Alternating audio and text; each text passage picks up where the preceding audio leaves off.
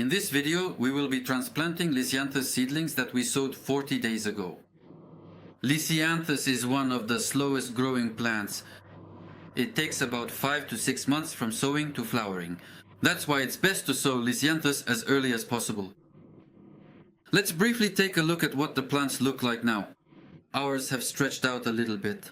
Because they were growing in this kind of deep container, there was poor ventilation. You see, this one is stretched out. I consider this plant to be leggy, and that's exactly why we're going to transplant them at such an early stage. If they had developed normally in this container, maybe we would have waited a little longer.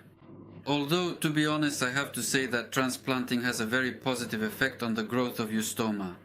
Even for those eustomas that seem to be stuck in one place after transplanting, once we transplant them, they'll start to develop more actively. So if you're having trouble with slow growth and want to speed it up, just go ahead and transplant them. It's worth transplanting. These are the kinds of trays with small cells, so that later, when the root system completely fills the cell, we can easily take everything out and plant them into seedling cups. The soil, friends, should be air and moisture permeable. Today we're using Classman peat substrate. And for transplanting, we'll need a regular medical tweezers like this. And now Tanya will give a little masterclass on how to transplant using tweezers. We'll also need a marker. Because in reality, if you try to remove such small plants from this container with a spoon, especially from deep inside, it will be quite inconvenient. It's a bit easier to do this with tweezers. More convenient. One move.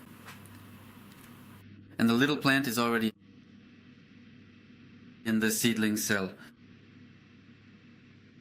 The plants are small, and because of that, of course, some difficulties arise. Transplanting process. But don't worry, they'll take root well in their new place, so everything will be fine with them, definitely. In the warm, vibrant summer months, we will undoubtedly see their truly gorgeous and magnificent blooms proudly displayed in the colorful flower bed.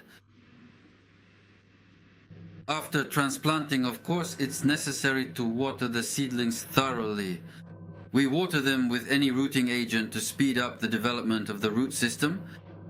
This could be radifarm, it could be cornevin, a rooting stimulator, or some kind of mineral complex fertilizer with increased phosphorus, plus the addition of 2 to 5 grams of succinic acid per 10 liters of solution. After transplanting and watering, we place the transplanted plant on the rack. The temperature there averages around 20 degrees Celsius. In principle, the process of transplanting eustoma is not at all complicated. It's a simple step, but it's necessary for the further healthy development of the plants.